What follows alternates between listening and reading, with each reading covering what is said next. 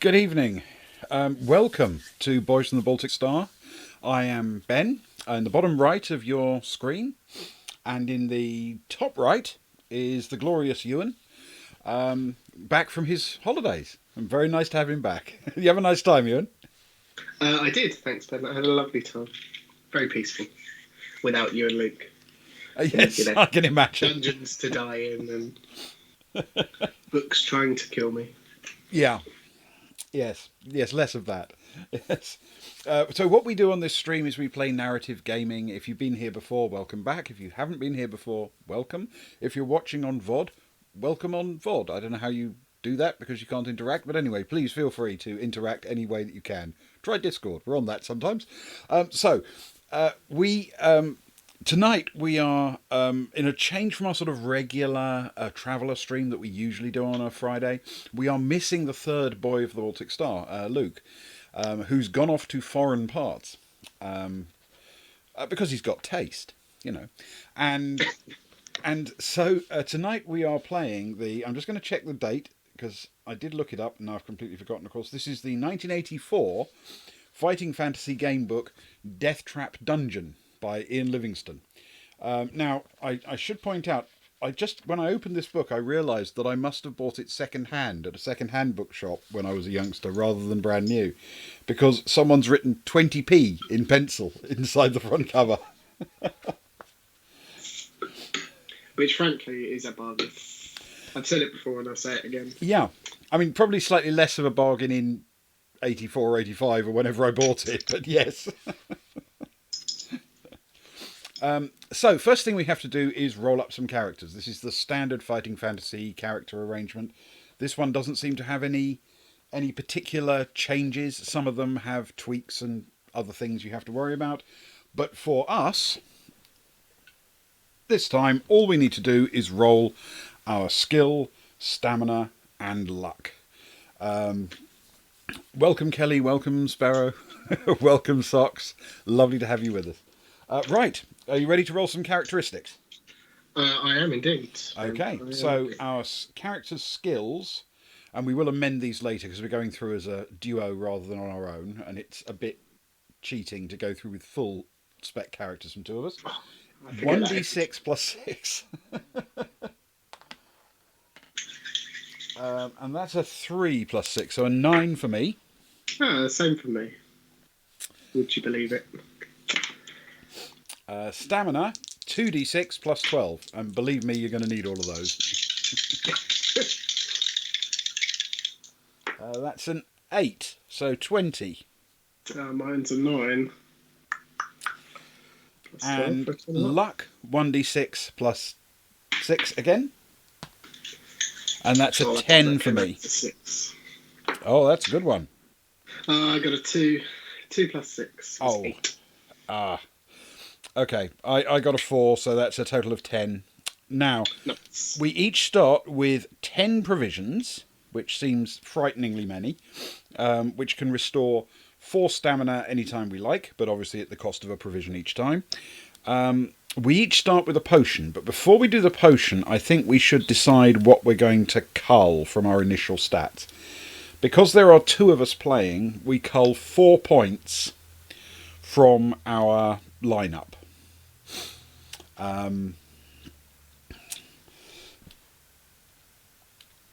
Sparrow, when it comes to potions, we usually die before we get to finish dinner. That's how it generally happens. It is very true. I think very rarely have I had to use my potion. Yeah. We're less so for provisions. We usually get through a few provisions before death. Quite often potions. Yeah. We're already dead before we come to drink them. Okay, so we've got to lose 4 each from our stats. I'm afraid mine are going to have to come off stamina.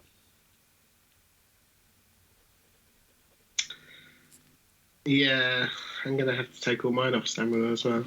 I don't really want to go down to 7 luck. Yeah. So we get a choice of potion. Thank you, Kelly. Yes, that is, I think, actually what the instructions on the bottle say. It's going to take us a long time to drink a potion. Lap it up like a cat, you know. though, to be fair, we would die less quickly. It's true. Yeah. Yeah. Definitely true. So, we can have a potion of skill, which basically does exactly what you think. It restores your skill to its initial value. I generally don't take one of those because skill usually doesn't get knocked down that much in the game. A potion of strength, which restores your stamina to initial value, or a potion of luck, which not only fortune, sorry, which not only restores your luck to its initial value, but also gives you a +1 to your initial value. So I'm going to take a potion of fortune, please. I do it every time, and I'm probably going to continue to do it every time, but just because you're such a fan of the potion of fortune, this time I'm going to take a potion of skill. Okay. I normally go skill or stamina, but we'll go skill. Skill this time. All right. Yeah. Yes, I just work on the basis that I do have some provisioning. Yes, we were, I think, poisoned. Well, technically, I think we died of being brutalized by a monster, but we were so horribly poisoned by that Yes. snake that we just... Yeah. Yeah. As I recall, it wasn't a fair fight suddenly. And not that I'm a fan of fair fights, you understand. It's just I like the unfairness to be in the opposite direction.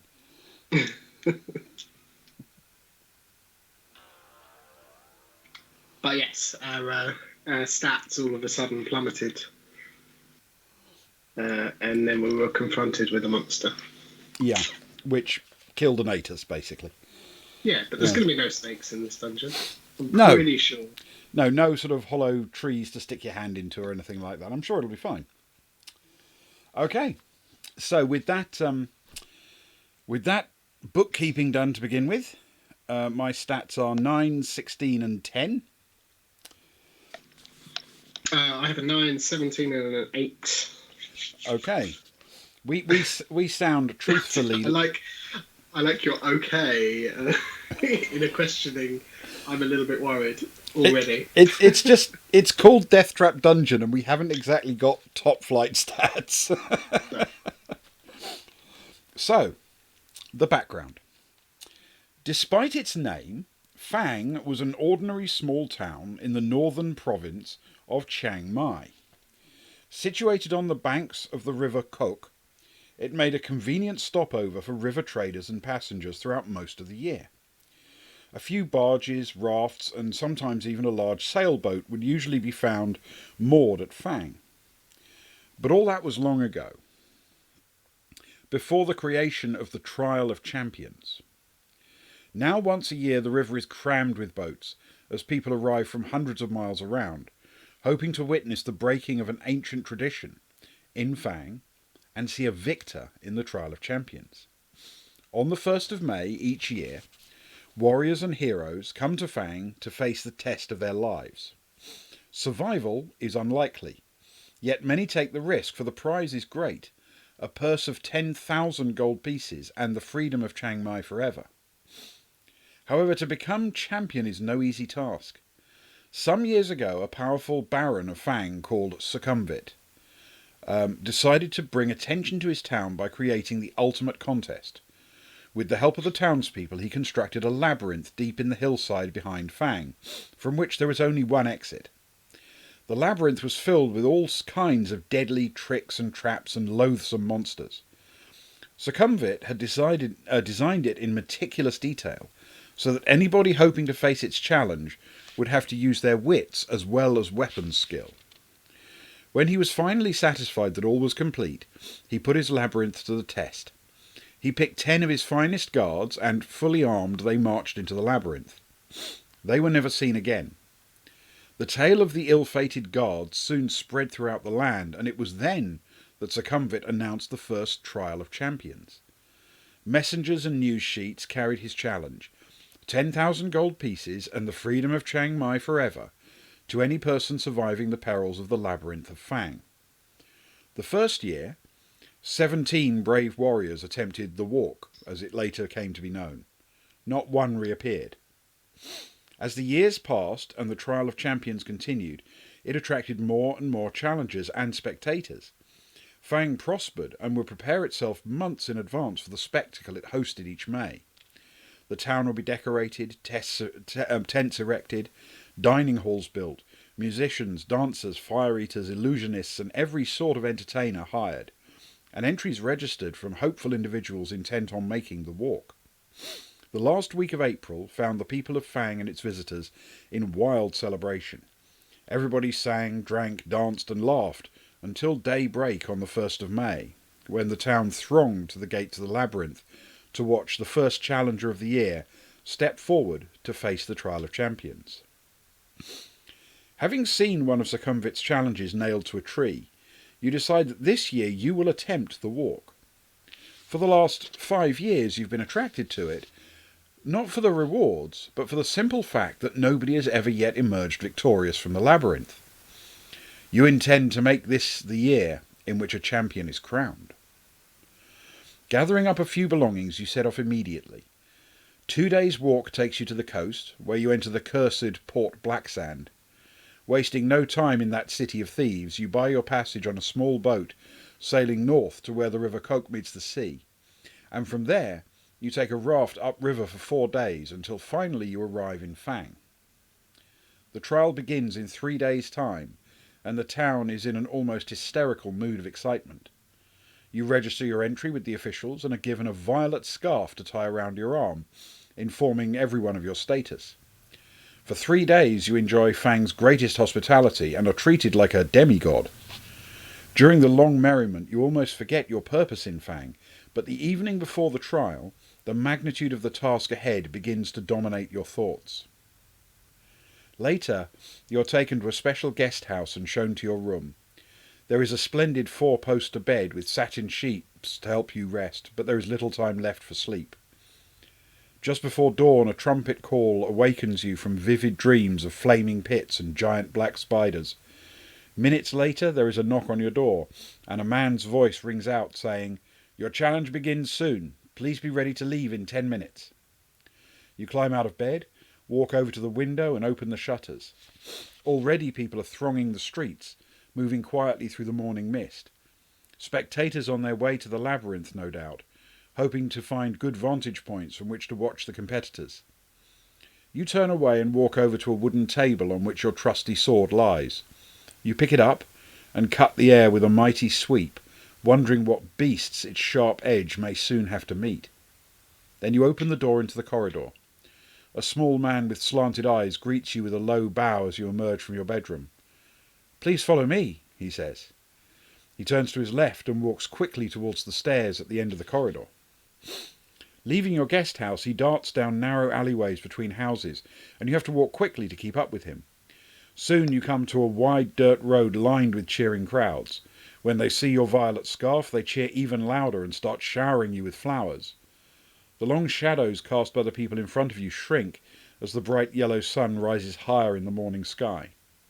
Standing there in front of the noisy and vibrant crowd, you feel strangely alone, the two of us, aware of your coming ordeal. Suddenly you feel a tug on your shirt, and you see your small guide eagerly beckoning you to follow him. Ahead you see the looming hillside and the dark mouth of a tunnel disappearing into its inner depths. As you get closer, you notice 2 great stone pillars on either side of the tunnel entrance. The pillars are covered with ornate carvings, writhing serpents, demons, deities, each seeming to scream a silent warning to those who would pass beyond them. You see Baron Succumbit himself, standing by the entrance, waiting to greet the contenders in the Trial of Champions. You count 5 others standing proudly in line, their violet scarves displayed for all to see. There are 2 bare-chested barbarians dressed in furs. They stand completely motionless, legs straight and slightly apart, arms thrust forward to rest on the hilts of their long double-headed battle axes. A sleek elven woman with golden hair and feline green eyes is adjusting the crossbelt of daggers wrapped around her leather tunic. Of the 2 remaining men, one is covered from head to foot in iron plate armour with plumed helmet and a crested shield. The other is cloaked in black robes, only his dark eyes showing between swathes of his black face scarves. Long knives, a wire garrote and other silent death weapons hang from his belt. The 5 contenders acknowledge your arrival with almost imperceptible nods of the head, and you turn to face the exultant crowd for the last time. Suddenly, a hush falls over the crowd as Baron Succumbit steps forward holding 6 bamboo sticks. You draw one from his outstretched hand and read the word 5th. Then the trial begins. The knight is first. He salutes the crowd before disappearing into the tunnel and is followed half an hour later by the elf. Next goes a barbarian and then the dark assassin. Now it's your turn to salute the crowd. Holding your violet scarf aloft, you take one final deep breath of cool, fresh air before turning to pass between the stone-pillared gateway into Succumbit's corridors of power, to face unknown perils on the walk through the mighty Baron's Deathtrap Dungeon.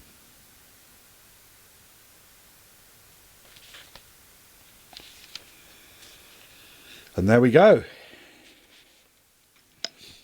Ah, Lord of the Fifth. Okay. So, sip of wine? Because it may be your last. I think in this book, any sip may be the last, yes. Paragraph 1. The clamour of the excited spectators gradually fades behind you as you venture deep into the gloom of the cavern tunnel. Large crystals hang from the tunnel roof at 20-metre intervals, radiating a soft light, just enough for you to see your way. As your eyes gradually become accustomed to the near darkness, you begin to see movement all around. Spiders and beetles crawling up and down the chiselled walls disappear quickly into cracks and crevices as they sense your approach. Rats and mice scurry along the floor ahead of you. Droplets of water drip into small pools with an eerie plopping sound, which echoes down the tunnel. The air is cold, moist and dank. After walking slowly along the tunnel for about 5 minutes, you arrive at a stone table standing against the wall to your left. On it there are 6 boxes, one of which has your name painted on its lid. If you wish to open the box, or prefer to continue walking north. I mean, a box is a door, right? I feel very strongly that a box is a door, yes. Let's open it. Let's open the box. We turn to 270. If this turns out to be a deadly trap, then this is going to be the shortest. The lid of the Not box... the most aptly named. Sorry, do go on. The lid of the box lifts off easily. Inside you find 2 gold pieces and a note written on a small piece of parchment addressed to you. After placing the gold in your pocket, you read the message which says, "Well done. At least you have the sense to stop and take advantage of the token aid given to you. Now I can advise you that you will need to find and use several items if you hope to pass triumphantly through my Deathtrap Dungeon. Signed, Succumbit." Memorising the advice on the note, you tear it into tiny pieces and continue north along the tunnel. I'm sorry, is that actually the great advice? Is you'll need to find and use several items? Yeah. That's the limit of the advice. Several items. Okay. I mean, it hardly seems worth tearing up. Yeah. It's the fountain of knowledge that it was. Well, we each get a gold piece, so let's start with that. Yeah.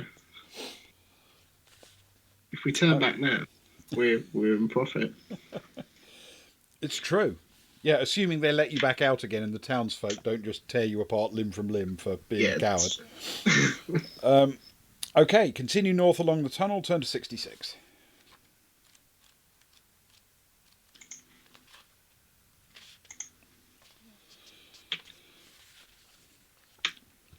After walking down the tunnel for a few minutes, you come to a junction. A white arrow painted on one wall points west.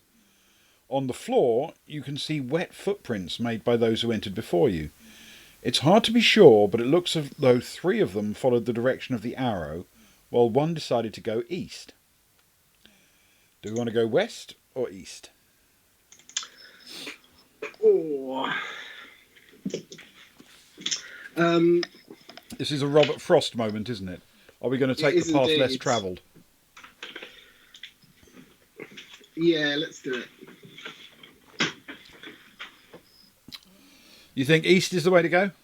Yeah, All I right. am one for the path less travelled. Let's give it a shot. So if we want to go east, we turn to 119.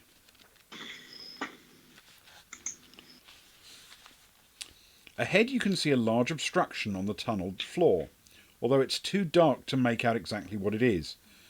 The wet footprints you've been following carry on towards the obstruction. You want to continue east, or you'd like to go back to the junction and head west. Is this an "are you sure" moment?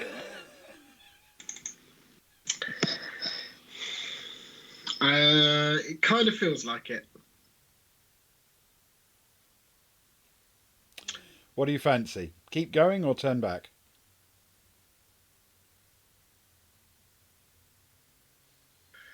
I feel this is your choice, Ben. I said east. I feel it is actually my choice, but I'm going to leave it up to a die roll because Oh, I that's fair. genuinely don't know if this is a "are you sure" moment. I mean, it's a pretty early on, are you sure moment, but Yeah. nonetheless. The dice say east. We continue to head east. Yeah, If you want to make it continue so. east, turn to 56.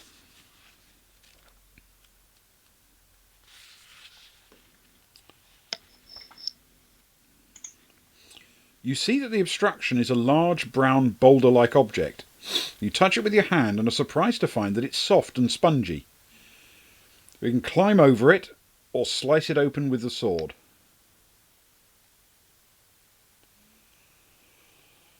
Oh boy. I mean, something soft and spongy is basically a door, isn't it? Yeah, actually I like I that. mean, So I'm not sure it is, but I'm not wild about climbing over something soft and spongy because it could be a living thing that, has a mouth at the top or something. that's true. I think opening it with the sword may be the way to go because it's definitely a door. I feel it's a door. Yeah, okay. Let's do it. Let's do that. Slice it open with the sword, turn to 215.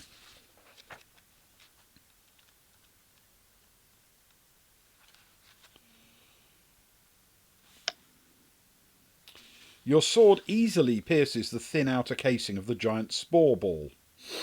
A thick brown cloud of spores bursts out of the ball and envelops you.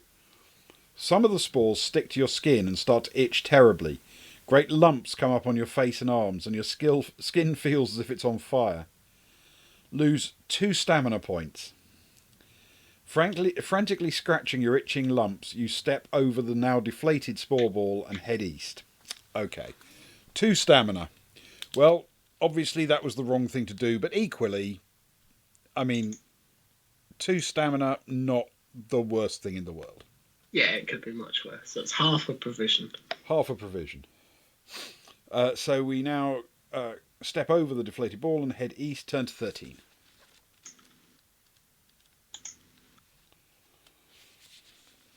Wonderful. The tunnel makes a sudden turn to the left and heads north as far as you can see. The footprints you're following start to peter out as the tunnel becomes gradually drier. Soon you're beyond the dripping roof and pools on the floor. You notice the air becoming hotter and you find yourself panting even though you're walking quite slowly. In a small recess on the left-hand wall you see a section of bamboo standing on its end. Lifting it down you see it's filled with a clear liquid.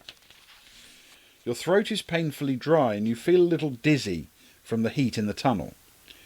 Do you want to drink the liquid or not risk drinking the liquid?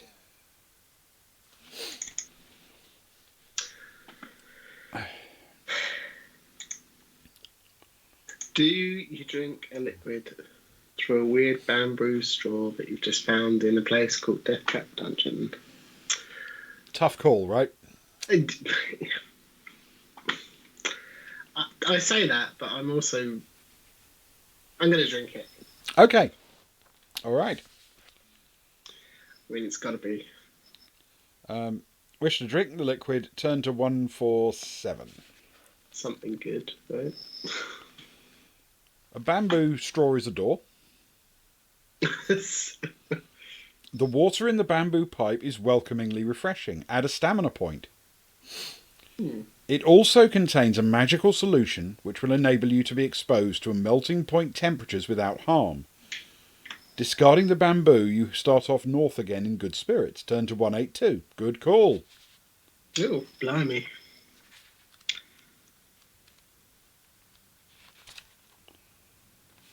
Okay. That's excellent stuff. 182. The temperature continues to rise and you find yourself dripping with sweat. As you struggle on, the heat intensifies until it feels like white heat and becomes so unbearable that you begin to pass out. If you drank the liquid from the bamboo pipe, do this, and if you didn't stop to drink, do this. Okay, we did drink, so we're going to go to 25. This is good stuff. Drank liquid from bamboo pipe, turn to 25.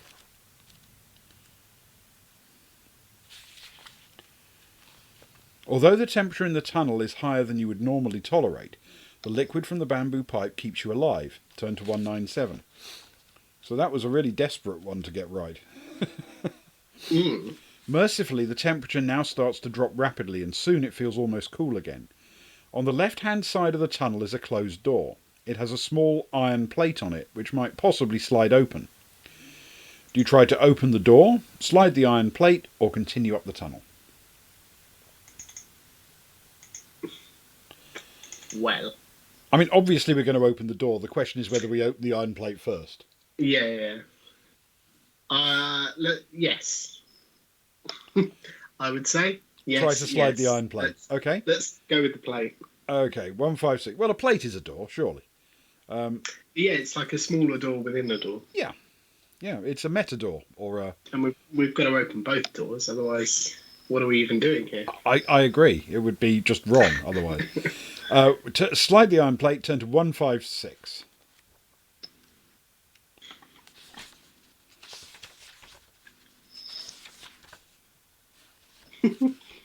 Yes, Kelly, exactly that. Yeah, lick plate is a great idea. The small plate slides open easily and you find yourself peering into a room with a deep pit in the floor behind the door. On the opposite wall there are 2 iron hooks, on one of which hangs a coil of rope. If you wish to open the door, jump over the pit and take the rope, turn to 208, and if you'd rather continue north along the tunnel, 326. Well, it's a door, isn't it? I feel this is out of our hands. Yeah. Plus, we're going to need stuff. Rope is stuff. Yeah, the guy said you're going to need to find and use items, so this is an item. All right, open the door, jump over the pit, take the rope. We turn to 208. This could, of course, kill us immediately, but so could anything else in this dungeon. That is very true. The door swings open into the room, and you step back and jump over the pit. You put your rope in your backpack and jump back over the pit to leave the room and head north. Turn to 326. So we have rope.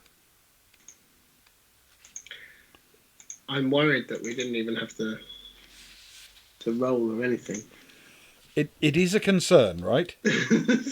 Yeah. I mean, it feels like they're saying, "Oh, we'll give you this one because you're about to die horribly."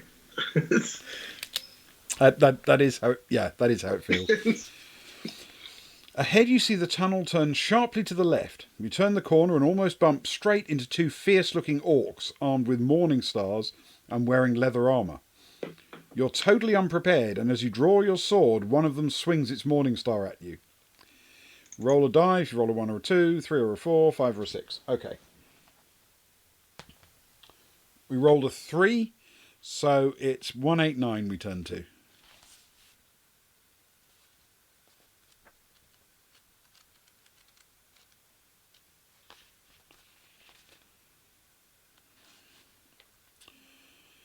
The orc's morning star sinks agonisingly into your left thigh. Lose 3 stamina points. Okay, shall we split the difference and see which of us it hit? Yeah. Do you want to be odds or evens? I will be odds. Odds, okay. Yeah. That's a 1, I'm afraid. It hit you for 3 stamina. Wonderful. You stagger backwards but manage to regain your balance in time to defend yourself. Fortunately, the tunnel is too narrow for both orcs to attack you at once. But we can, in fact, fight them together. So, the first orc has skill 5 and stamina 5. The second orc has a slightly higher skill of 6, but a lower stamina of 4. Which do you fancy? 5 and 5 or 6 and 4?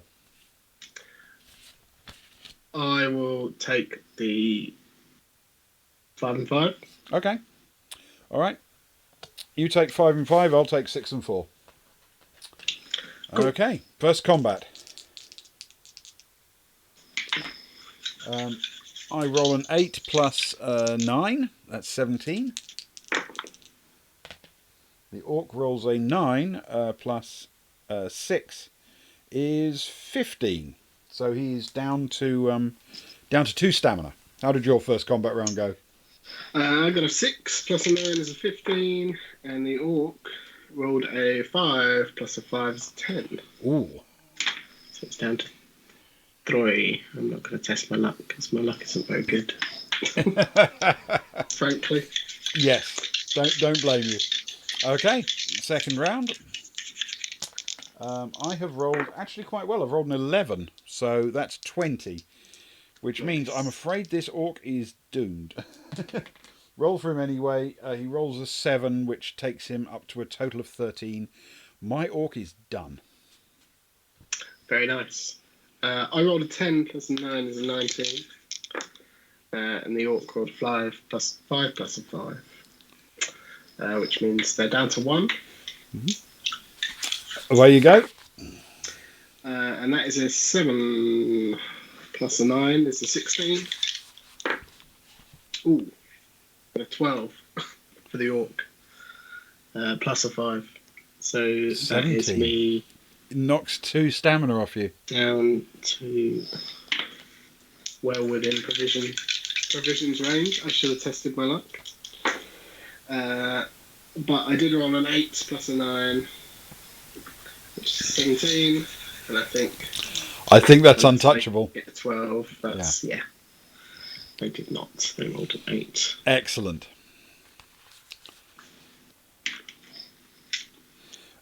If you win, turn to 257. Nice. We survived the first combat. Inside one of the orc's pockets, you find 1 gold piece and a hollow wooden tube. Okay. Gold piece and hollow wooden tube. Mm-mm. I'm going to eat a provision. Okay. If we have a minute. And go up to 15.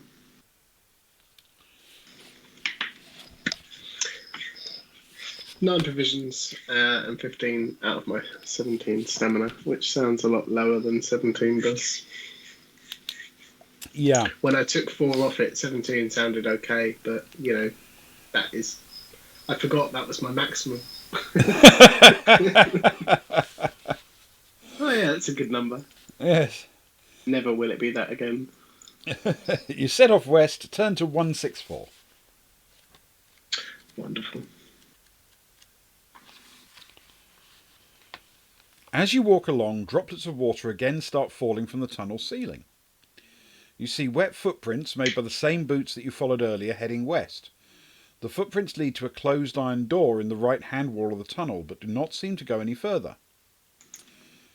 We can open the door, or keep going. Well, without being silly about it... Yeah, I mean, the footprints lead that way. I think this door is a door, right? Yeah. Let's do it. Okay, turn to 299. 299.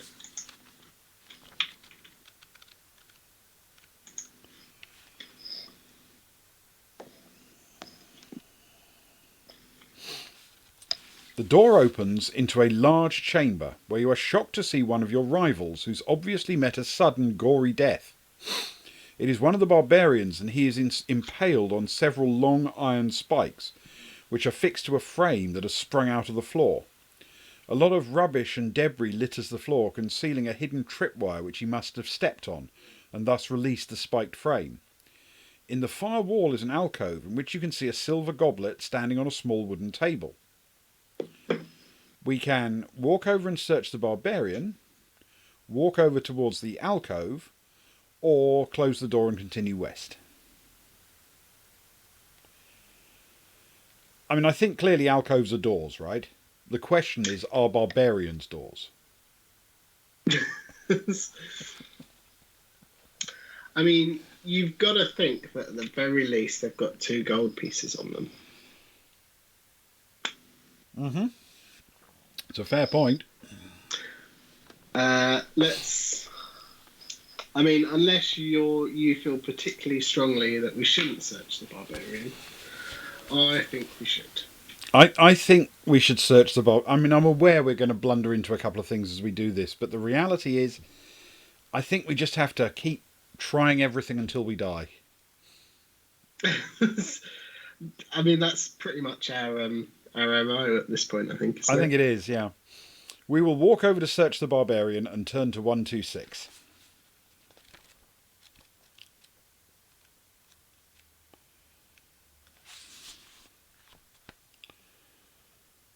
The pouch on the barbarian's belt is empty apart from some strange-looking dried meat wrapped in a cloth. We can eat the meat, leave it and walk over to the alcove, or leave the chamber. So, seriously, the barbarian didn't open the little box with his name on it. Oh yeah, I suppose. I didn't even think that was an option, clearly. Well, maybe he didn't know it was his name. Maybe he can't read. So that's on par for a barbarian, I feel. Yeah. Okay. Fancy eating some meat? You know what? It's got to be foods that he brought with him, right? Yeah. So it may not be tasty, but it can't be toxic, is what I would assume. So let's eat some dried meat, shall we? Let's do it. That's 226.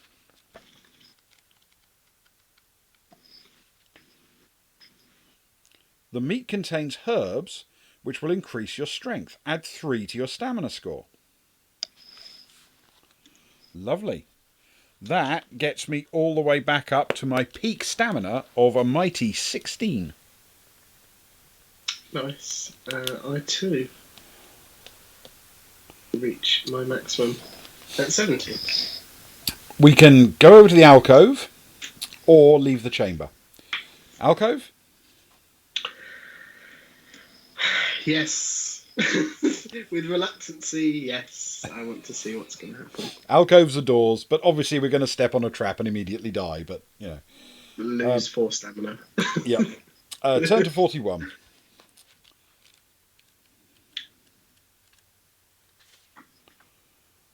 You walk over slowly to the alcove, carefully checking the floor for any more hidden traps.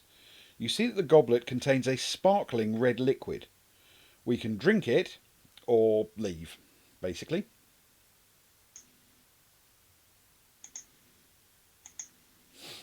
Let's drink it. Drink it. Okay, drink the red liquid, turn to 98. It's worked out well for us previously. Yeah, I agree. Drinking things in Deathtrap Dungeon. Lifting the goblet releases a sprung catch and dart shoots out from the wooden table leg. Oh, I wanted to do the Indiana Jones sandbag. Yeah, it didn't offer us the Indiana Jonesing thing, did it? Test your luck. If you're lucky, turn to 105. Unlucky, turn to 235. Okay, shall we decide which of us tests it with a die roll? Yeah, sure. It's me. So whatever happens, happens to me. Test my luck. Well, the good news is I've passed my luck test. The bad news is that's cost me a luck.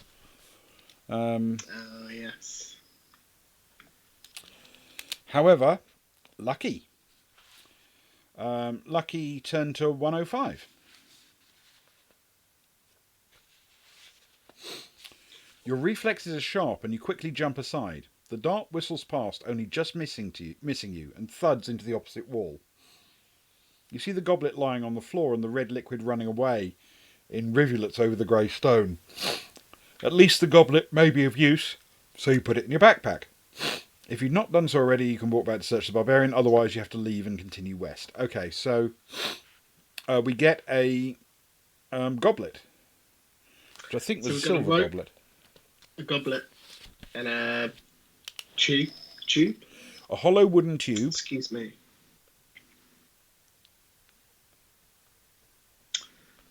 and a silver goblet. And a piece of rope. Maybe these are the items we need. Maybe these are all of them. Otherwise, leave the chamber to continue west, turn to 83. Cool.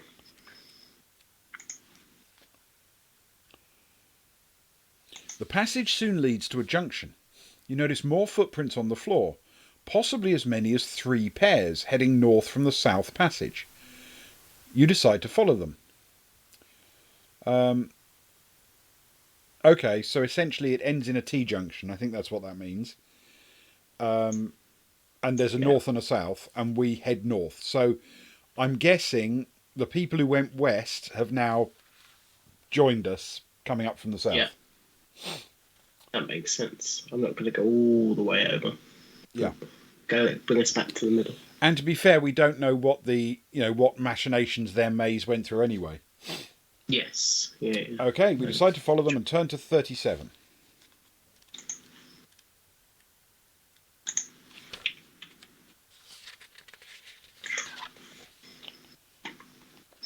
The passage opens into a wide cavern, which is darker but much drier. Ahead you see the footprints gradually fade, then disappear. There's a large idol in the centre of the cavern, standing approximately 6 metres high. It has jewelled eyes, each as big as your fist. There are 2 giant stuffed bird-like creatures standing on either side of the idol. If you wish to climb the idol to take the jewels, turn to 351. If you wish to walk through the cavern to the tunnel in the opposite wall, 239. Okay. So, giant stuffed bird-like creatures sound like monsters that will come to life and kill us. But yeah. The giant idol with jewels for eyes, is it anyone else who thinks that sounds exactly like the original cover of the Player's Handbook? Yes, I am picturing the AD&D idol statue with the jewels. And Sparrow agrees. Yeah. I don't know what omens that that holds, in all honesty. I don't think on the cover we actually saw the outcome of it. There was someone clambering over trying to pry one of the gems out of the eye, but I don't think we saw what happened next. So presumably they were attacked by statues that came to life. Possibly. Yeah. So I guess the question is, are giant gems doors?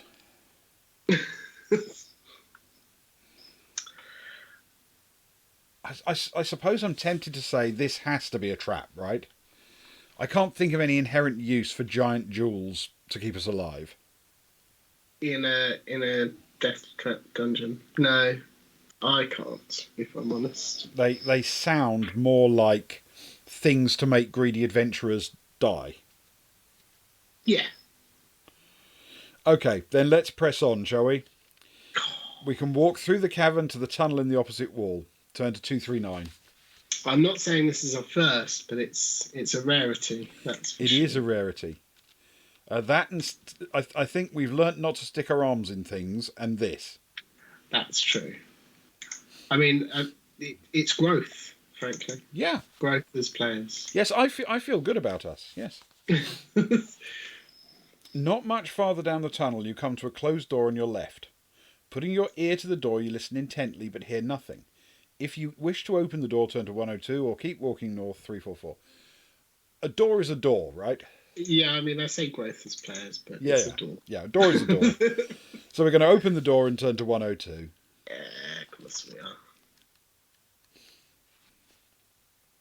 102. You enter a room which is small and completely empty. As soon as you're inside, the door slams shut behind you. Suddenly a voice booms out of nowhere, shouting, "Welcome to Deathtrap Dungeon, the ingenious killer labyrinth of my master. Adventurer, I trust you will pay your respects to my master by shouting out his name." So do you shout, "Hail Succumvit," or "Succumvit is a worm"? Basically, are we pro or anti-Succumvit?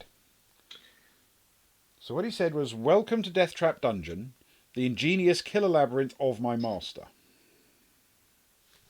It doesn't necessarily give away whether or not he's pro or anti, does it? It doesn't. I'm tempted to say hail. It's Oh, thank you, Kelly. straightforward. I missed you. You're going. Thank you very much. Cheers. So, what do you fancy? Hail or worm? I would say hail. Hail. Okay. Yeah. Upbeat, optimistic. We haven't died yet. Yeah. Yeah. Hail succumbit. Turn to 133.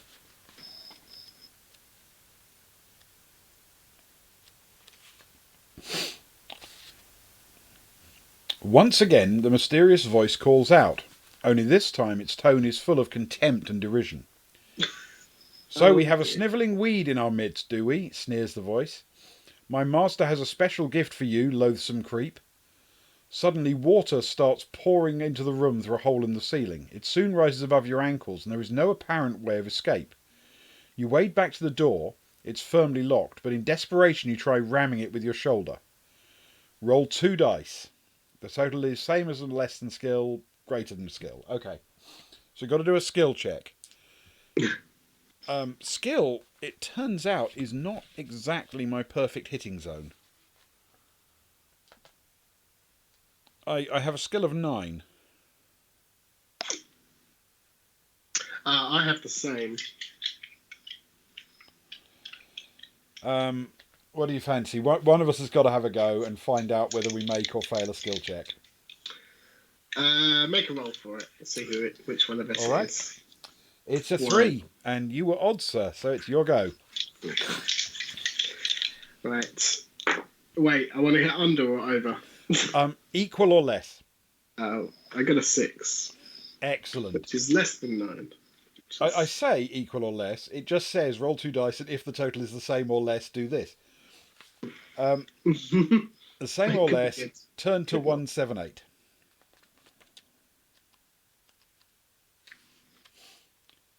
The door cannot withstand the furious battering you're giving it. The centre panel cracks and splinters, enabling you to kick a hole in it large enough for you to squeeze through. Wet, but happy to have survived your ordeal, you set off north again. Turn to 344. That really was an actual death trap.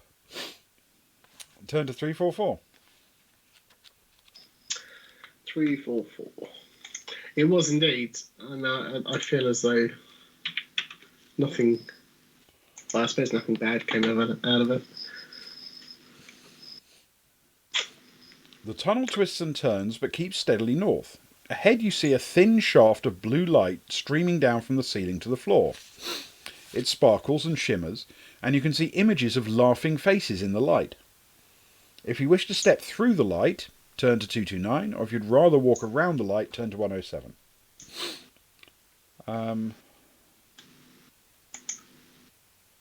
These people are people in the Deathtrap Dungeon, right? I'm wondering what they're laughing about.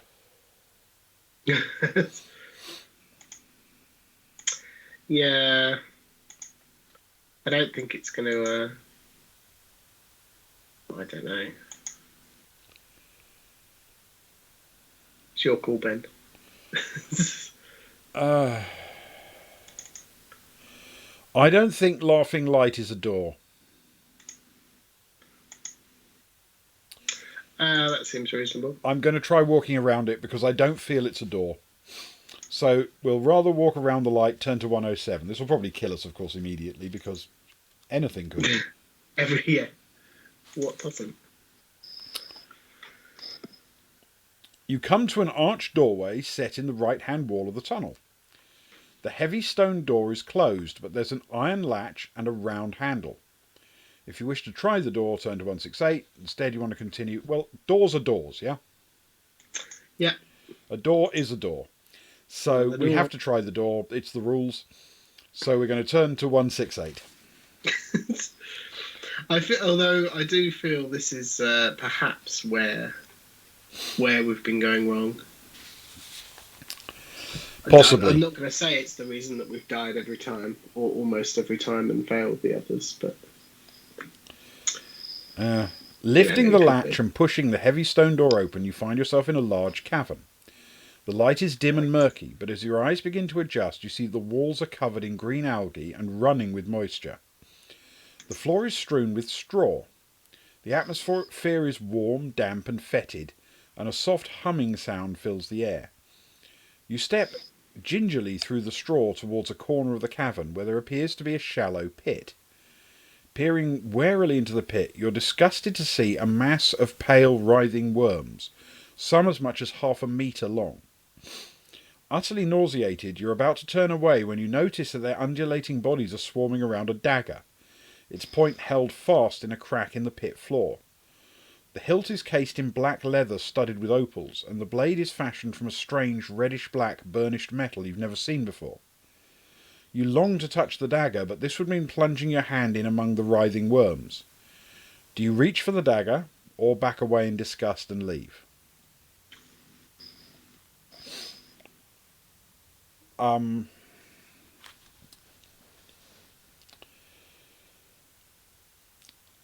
mean, my temptation is to say the dagger could be one of the things we need. I would agree. Frankly. Okay, then I guess we reach for the dagger. Turn to 94.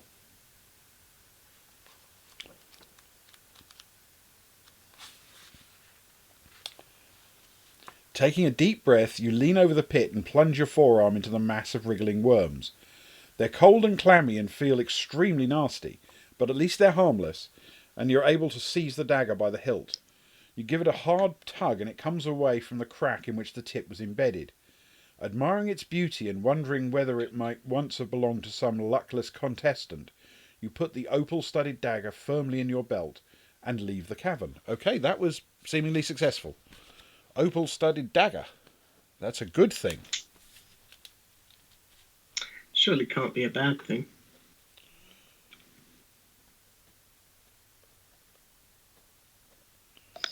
Yeah, okay. We have an opal-studded dagger. We leave the cavern, turn to 174.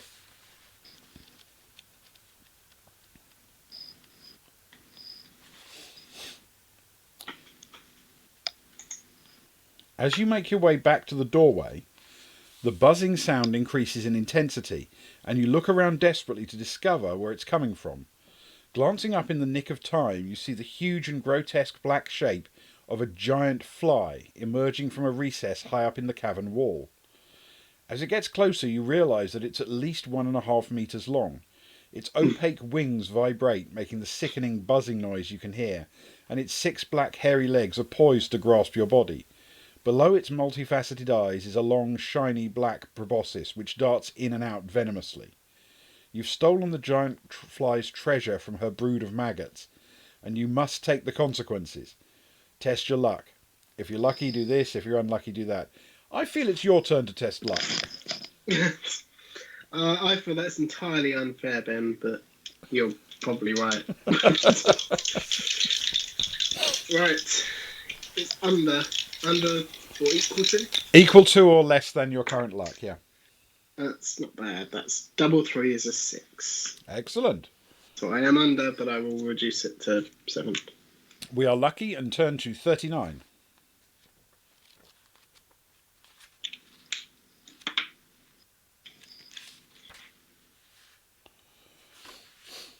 You manage to evade the outstretched legs of the diving giant fly. Stepping back, you draw your sword and prepare to fight the hideous insect as it turns to attack you again. Okay, we can attack it together. The giant fly is skill 7 and stamina 8. Oh, what? That was just the beginning? Yeah, that was just avoiding its first hit, I'm afraid. Infinite Monkey Tales, welcome. Thank you for joining us. Hey, Monkey Tales. I saw your Infinite Monkey Tales game that you were playing earlier on. Not all of it, obviously, but it looked very exciting. Welcome back, Pirate and Croy. It's lovely to see you. Thank you for joining us. We're playing Deathtrap Dungeon, a classic fighting fantasy game book from I think it was 84. Yes, it was indeed. Yeah. Okay. Yes. Excellent stuff. Well done, Croy. Thank you for coming along after your stream. I'm sure we can be part of your cool down and relax. Okay. As we get attacked by a giant fly. As we get attacked by a giant fly, yes. Yeah, Skill yeah, 7 come watch us stamina. die. Okay, I'm attacking giant fly. Yeah. Probably a good idea. That's a mere 5 plus 9 is 14 for me. Mine is a 6 plus 9 for 15. And the fly does a 12 plus 7, a 19. So it's going to hit one of us. Yeah.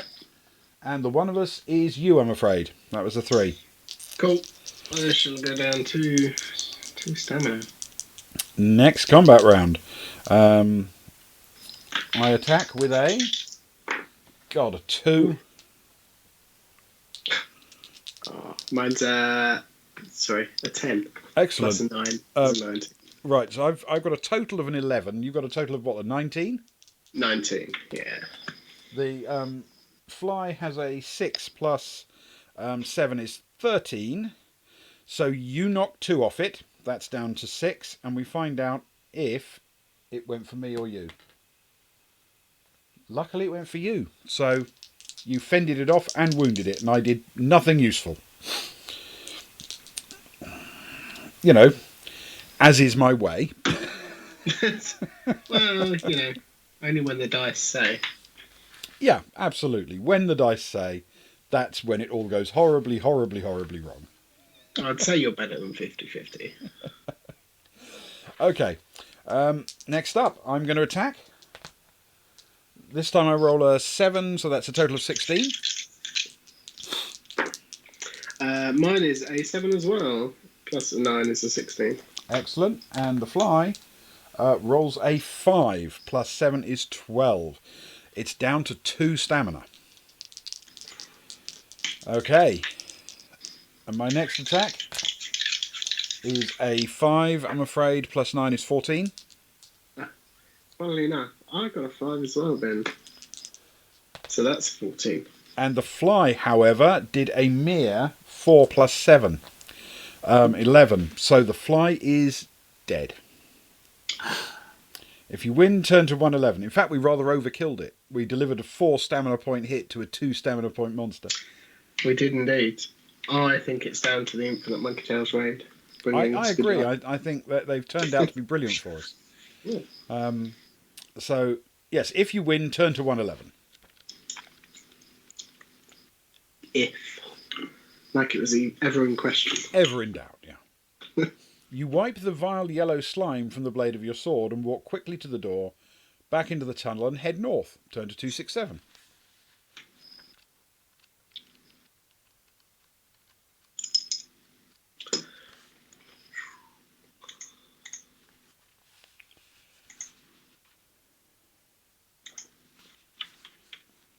The tunnel ends shortly at a junction. Looking left and right, you see a narrow passage disappearing into the dim distance. Do you want to go west or east? Well.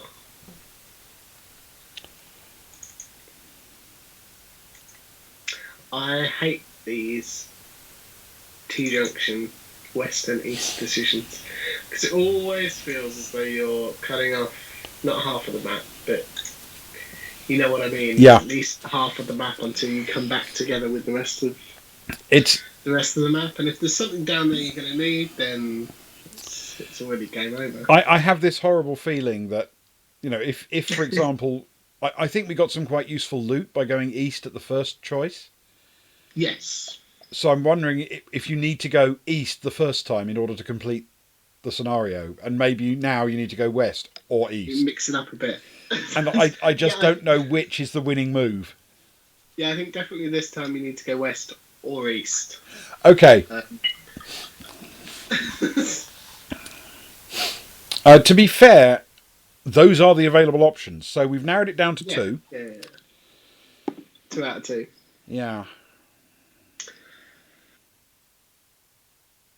My instinct would say let's go west, just to Sure, why not? We went east zigzag last a little time. bit. Let's do west. Yeah. Yeah. Wish to head west, turn to 352. That seems perfectly logical to me.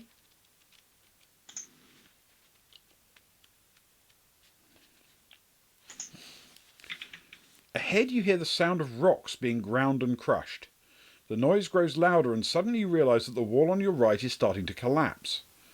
Terrified, you watch as a large, hideous, worm-like creature with a gaping mouth and extraordinarily powerful mandibles slithers through a hole in the wall. Its great jaws continue to crunch the rock as it turns its head slowly from side to side, feeling the cool air of the tunnel. It seems to be totally blind, but seems to know of your presence, perhaps sensing the heat of your body. It starts to slither towards you with its mandibles wide apart to attack. If you wish to fight the rock grub, turn to 254, and if you'd rather run back down the tunnel and head east, turn to 68. I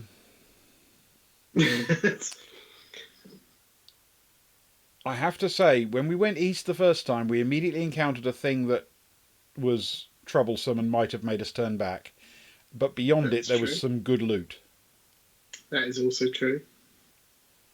I'm beginning to question what it is with this dungeon and maggots, grubs, and flies. Yes.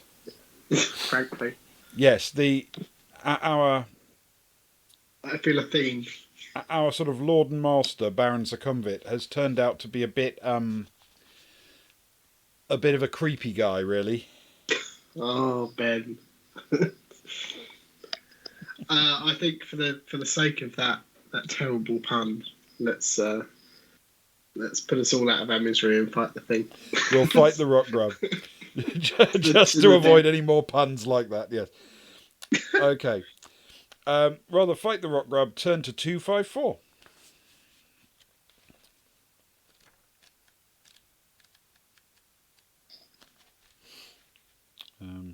Rather fight the rock grub, turn to 254. 254. You draw your sword and advance slowly towards the huge slimy rock grub. Skill 7, stamina 11. Oof. That seems beatable to me. Yeah, it's not out of reach. Okay. Depending on the dice. Let's go. Okay, admittedly, my initial attack was a 7 plus 9 is 16. Not brilliant. Mine's a 9 plus 9. Excellent. And the rock grub has begun with an 11 plus 7 is 18. So, depending on who it goes for, it's either hurt me or you two have fought to a standstill. Thankfully, it's gone for you. I'm rolling a lot of odds this evening when it matters. Okay. Yeah. All right. Round 2. Round 2. I've rolled a 9 plus 9 is 18. Mine's a 6 plus 9 is a 15. Okay. And the rock grub, 5 plus 7 is 12. It is down to 7 stamina. Very nice. Very nice. Okay. Next attack. I rolled an 8 plus 9 is 17. Mine's 5 plus 9 for 14. Okay. Rock grub 10 plus 7 is 17. However, it's gone for me. I think that means we've no score, doesn't it? Yeah. So I've rolled a mere 6, so that's only 15 for me. Mine's better this time. It's a 9 plus a 9 is an 18. 18, and the rock grub has rolled a 6 plus 7 is 13. It is down to a mere 3 stamina. One good combat round and we can have it done. What I like. Unfortunately, I rolled a 5. Total of 14. I've got a 10 for a 19. Excellent. It's rolled an 8 for a total of 15. So you've definitely knocked it down to 1 stamina. And it's gone for you. So neither of us have lost any. Nice. Any hit on it now will do it. switch my dice up. I've rolled an 8 plus 9 is 17. Mine is an 8 plus 9.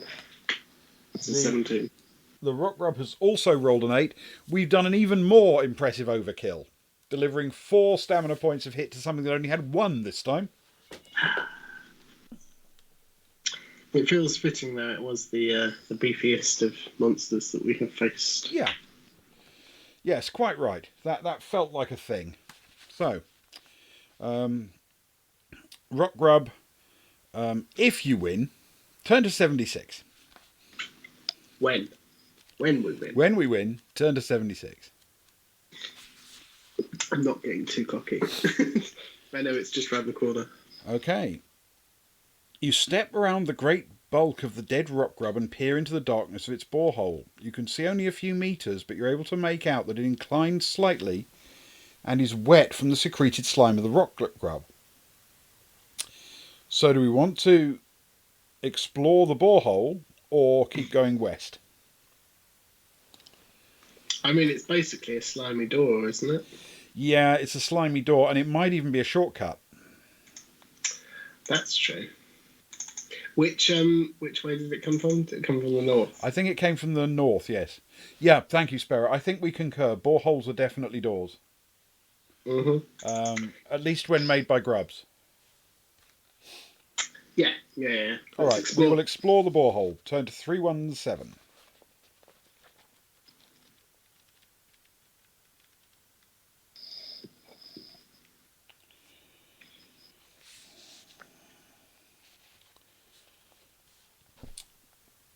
Tapping the side of the borehole with your sword, you tread your way blindly through the sticky slime.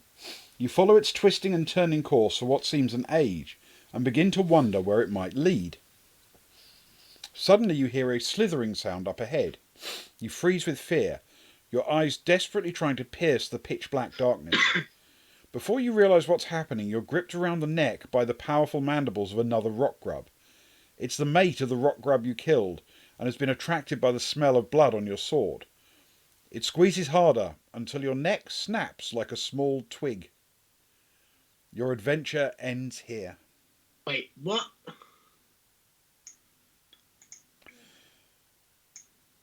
Surely there wasn't even a "do you want to turn back" option. No. Normally, at least we get like one warning. Yeah. You are about to do something stupid. There wasn't an "are you sure?" Continue. There wasn't a "test your luck." There wasn't a pass go. There wasn't a "would you like to fight it or run away?" Oh God! It turns out boreholes aren't doors. Holy moly! I would not have believed that. I was sure boreholes were doors. I mean, I suppose realistically, it's probably a bad decision to make in a place called Deathtrap Dungeon. But you see, I mean, you say that, but for me, anything that got you away from the literal traps that were designed to kill you, well, yeah, that's true, into a sort of more natural, random environment felt like a more safe route to me. Yeah, there won't be any traps in here because it's not. Yeah, you weren't supposed to go that way, so it won't have been literally designed to end you. Yeah. That's very true. Well, that feels just about as ceremonious as falling into a volcano. Although we got a test for that one at least. We did. Yeah. Yeah, this was just, you made the wrong choice, you died of stupid. Yes. Yeah. Okay. But if we were going again, if we were to replay this as the books are intended, short of going up the borehole, and possibly the answer that we gave to the room full of water, I don't think there were many choices that I would change. I tend to agree. If I wanted to explore the whole book, I would now do a run through and go west at the first.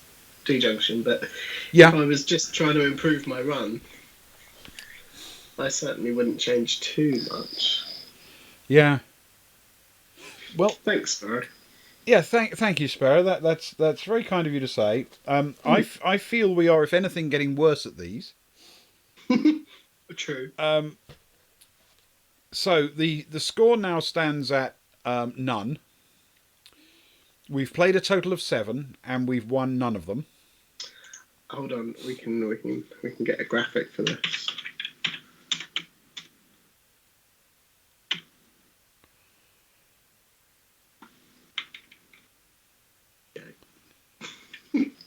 Yeah. Okay. So the first one we survived but didn't complete. That right? I believe, yes, that is correct. Warlock, we made it through alive, but we that didn't actually win. Yeah. Was it 3 keys? And we didn't. Yeah, we had 2 of 3 keys, I think, at the end, and it wasn't enough. Yep. The second one, we died horribly.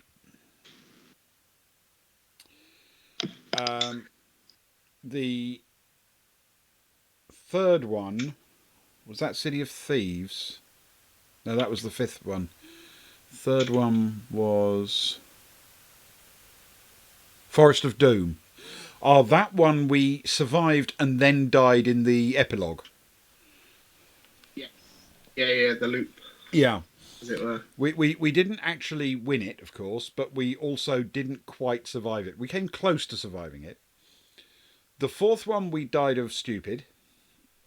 Yeah. The 5th one, we survived again, made it all the way through, but hadn't done a few things we needed to do to actually win it. Though I think, to be clear, in the 4th one, I think we should say that Ben died of my stupid. I think that's a fair assessment. Yeah, possibly. I think technically, actually, your character died and mine just decided to stop at that point. I think that was the rule, wasn't it? Yeah. If the captain dies, you all just dies. go home now. Yeah. Now, we did 6 and 7 out of order. So 6 is the one we've actually just done. And that one, we died horribly of stupid. Following a slimy borehole to nowhere, as it turns out. And the other one, 7, we died of venomous snake in hole in tree and then torn to pieces by monster.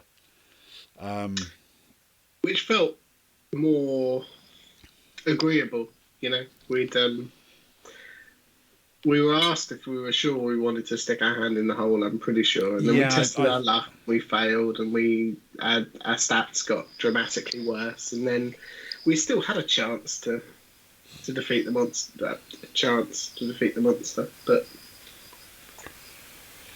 yeah, there were lots of chances, I think, to survive that one. But I think ultimately, once the luck had run out, we would have been poisoned. Yeah, we kept basically burning through our luck in order to try to reduce the damage, and yes, we were unable to function. So the next time we do one of these, it'll be Scorpion Swamp, book number 8. Number 8. Are we saying that we survived 2 just to be optimistic, or we definitely survived Warlock and City of Thieves. Yeah. We definitely survived 2. I'm tempted to say we actually survived 2.5. Oh, well, in that case, I'm all for making our stats look much, much better. Yeah. I think we survived 2.5 because Forest of Doom, we died, but after we'd exited the Forest of Doom. Yes. Yeah. It was because the book allowed you. It effectively had a passage that said, "Or you can go back to the start and do that." And in that loop, we got executed by the same bandits or whatever that had done for Big Leg right at the beginning. Yes. Yeah. Which is sad, but it's also life. Circular. Yeah. So there you go. That's what we've achieved. No actual wins, but we've survived 2.5 out of 7 and died 4.5 out of 7. And these numbers fundamentally have been getting progressively worse ever since, ever since the beginning, actually, because that one we didn't win, but we at least survived. And since then, our stats have been slowly declining. Yes. Yeah. The first one was definitely the most clear cut. You haven't died. You've made it to the end. You just didn't get all the treasure. Yeah. That was right. And then the city, we got to the end but didn't achieve the thing we needed to achieve. I can't now remember the exact details. City of Thieves. Yeah. But that one felt really oddly satisfying. Even when you lost that one, you thought, "Oh, yeah," but that was a good run. That one. Yeah, and it was a really good setting, I think, for the book as well. For me personally, I thoroughly enjoyed it. It felt very vast and open. Yes, it was quite varied, and in its defence, it had very few rock grubs. Or more importantly, less boreholes from rock grubs. Indeed, and I'm starting to feel very strongly that rock grub boreholes are bad. It's certainly not doors. Definitely not doors. No, with the benefit of hindsight, they are clearly not doors. Yeah. But yeah. Well, Ewan, thank you very much. Apologies we didn't make it any further, but we set off on the Trial of Champions with the best of intention. I suspect because of the fact that we did a loop and got back together and then started the next loop, we probably did about half of one run through, didn't we? Yeah. There might have been the same again so. if you really wanted to complete everything on on one full run through. In the top half. Yeah. Another loop back to the middle. Yeah. Not that would necessarily have actually given us the win, you understand, even if we'd made it. No, indeed. In fact, we've been there before where we've made it all the way to the end and not won. Yeah, and there was one thing we were missing, yes. However, Deathtrap Dungeon I thought was actually quite an interesting scenario. Yeah, definitely. I mean, they're all great fun. It's they're always a good little adventure, aren't they? But yeah, it was good. There was a lot of variation, a lot of things that didn't turn out quite as I was expecting, which is always good. I think when you're either when you're playing a game or reading. I agree. It is very nice to have things like this happen, and they are a treat and an absolute blast from the past of an older style of RPG gaming and description and everything, with more boreholes. And let's just point out, volcanic fumarole, sort of narrow, rough-hewn hole, hole in tree, narrow, rough-hewn hole, borehole, narrow, rough-hewn hole. If we'd stayed out of sort of naturally occurring holes, we would have lived 3 times.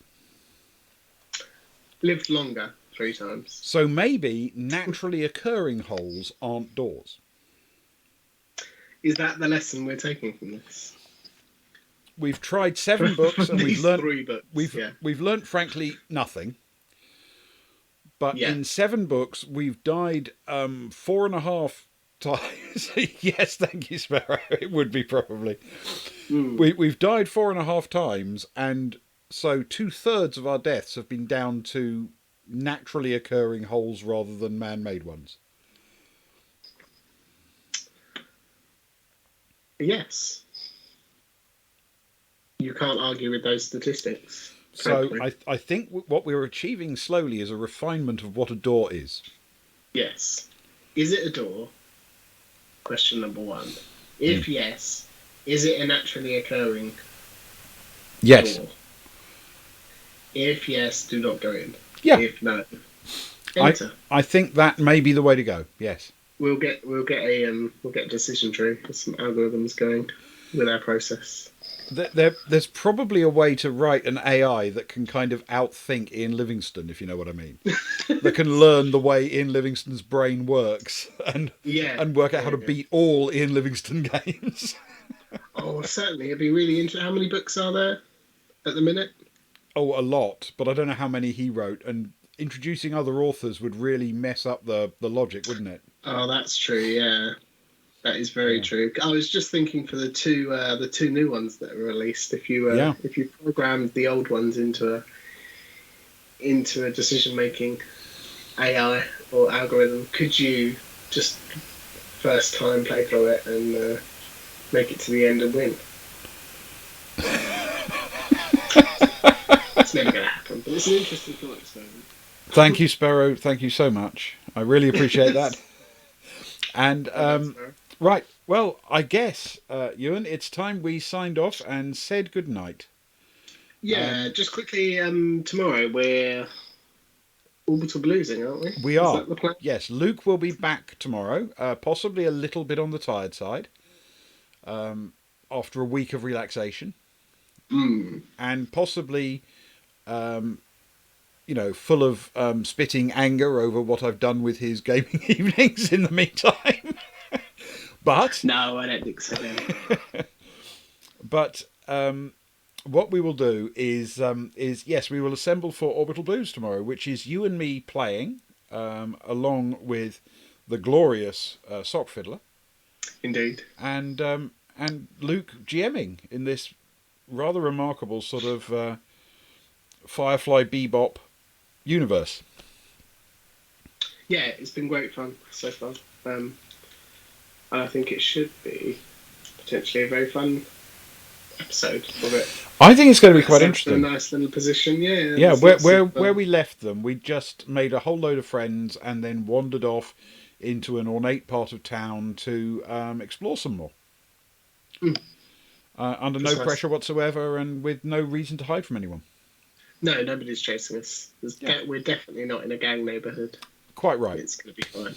There is no drug or alcohol problem around here, and as it turns out, the place we're going, the people who were there were expecting us and very welcoming. Exactly. Yeah. Yeah, it's so like us, actually, to have games where that kind of thing happens. Yeah. Things certainly never escalate very quickly. And Things never escalate turn from a quickly. lost cat into stolen cars and running away. Nobody's jaw is Well, hanging on by a thread. No. No, we Excellent. definitely didn't yes, one punch anyone's spell. tomorrow night, 11 o'clock UK time, we will be doing some Orbital Blues. Join us for that if you can. Thank you very much for joining us, and thank you, Ewan, as always, for playing through the game book with me. Oh no, thank you, Ben, and as you say, thank you to everybody who watched or will be watching on viewed. Yeah, it's tough with the tenses, isn't it? For when you've got people who have watched and people who will watch. Exactly. Yeah, excellent. So thank you very much, everybody, and good night. Good night.